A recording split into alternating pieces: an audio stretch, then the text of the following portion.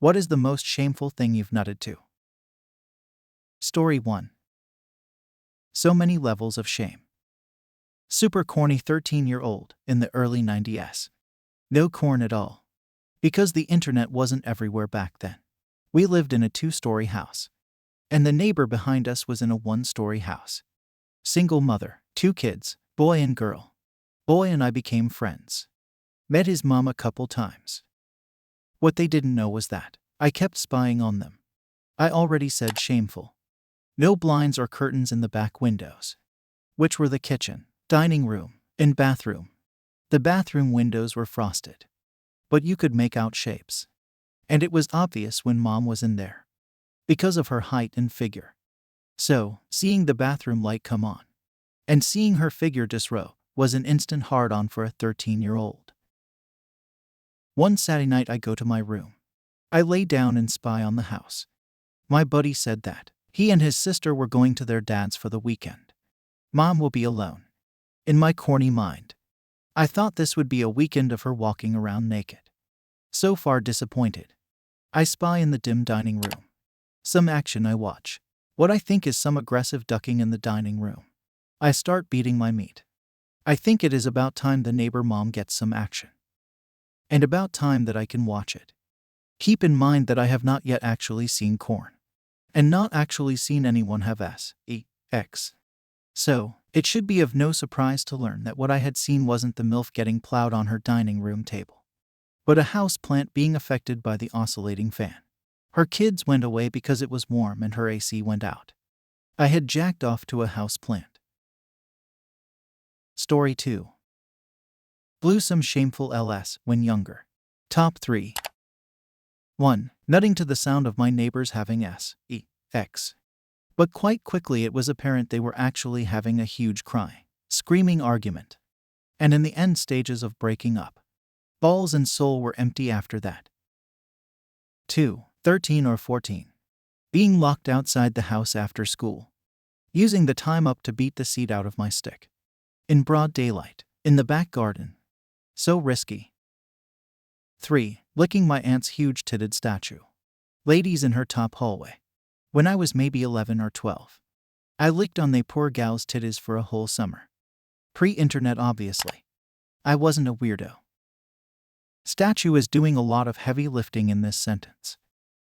After summer your aunt be like, why are the titties so clean? Story 3. Herked off to what I thought was a couple one room over having sex. After hearing the closing shutdown sounds of windows. And immediately hearing all sex noises stop. I realized that I had jacked off to another guy jacking off to corn on his laptop. This made me laugh out loud. God, the second-hand embarrassment is unreal. Story 4. A Lara Croft action figure bent over on the back of a toilet. Then your friend's roommate walked in. Dude, his bed's a car. Yeah, but it's a ducking sweet car. I can't believe you came on my mom. She said you could still stay the night. I can't stop coming. That is such a classic movie. It'll always have a special place in my heart. First titty I ever saw. Story 5. When I was a teen, I had a friend with a hot mother. Short version of the story is that I stole a public hair from her underwear in the laundry basket, took it home, and sellotaped it to an explicit drawing I made of her. Then masturbated to that. Edit. Thank you kind strangers for the awards. I'm just a little sad that I can't tell my wife about my successful day on Reddit. Guys, I'm gonna go offline for a while. Call my cell if you need me.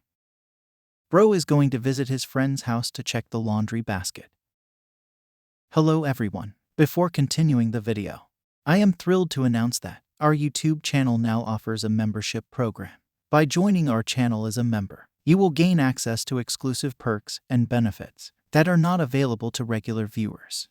To become a member, simply click the join button on my channel homepage or under any of my videos. Memberships start at just $3.99 per month and can be canceled at any time.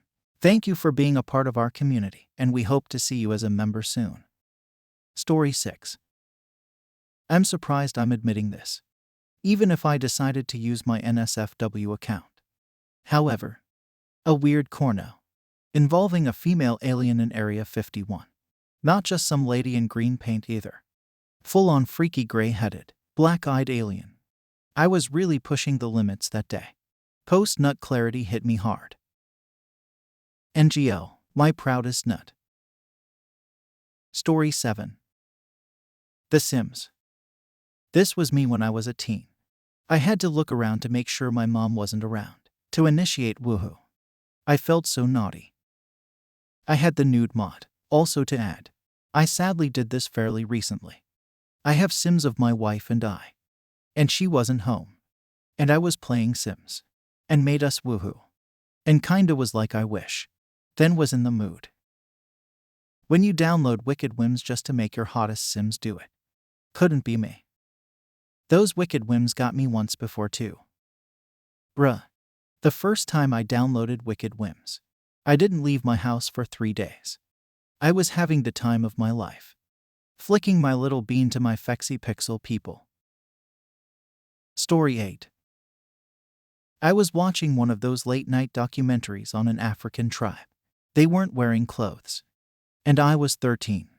Titties are still titties, right?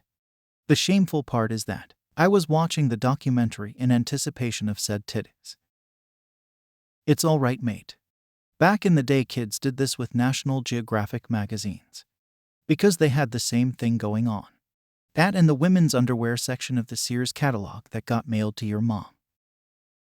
That's all we had. You have to make do. Story 9. Was on video chat in high school. Back in like 2013 or 2014. With this girl who had serious depression issues. I could tell she was moving her hand in a weird way. And I thought to myself, damn, is she touching herself? I will too then. So I started touching myself. And things got quiet.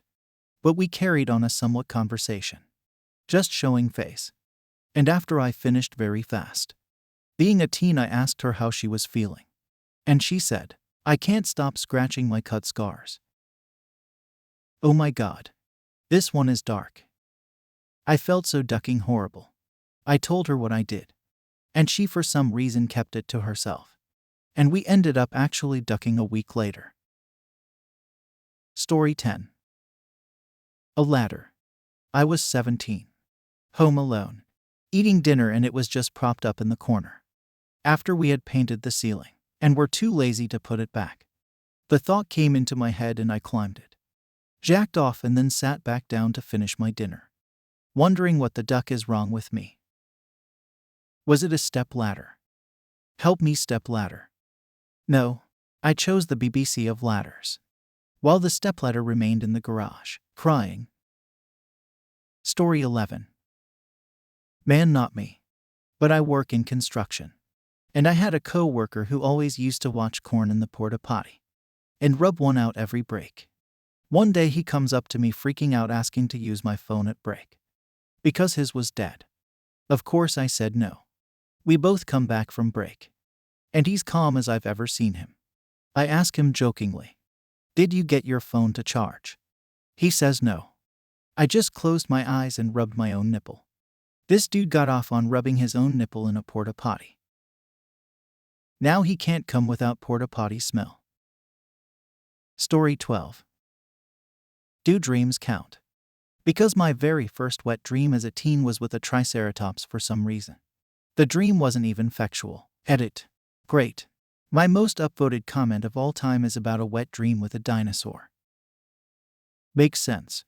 Triceratops are corny. I prefer the triceratops. I am more of a triceratops-personality kinda guy. Story 13. Took too much LSD in college in Boulder. Walked all the way to the Flatirons at sunrise. And got lost in the woods.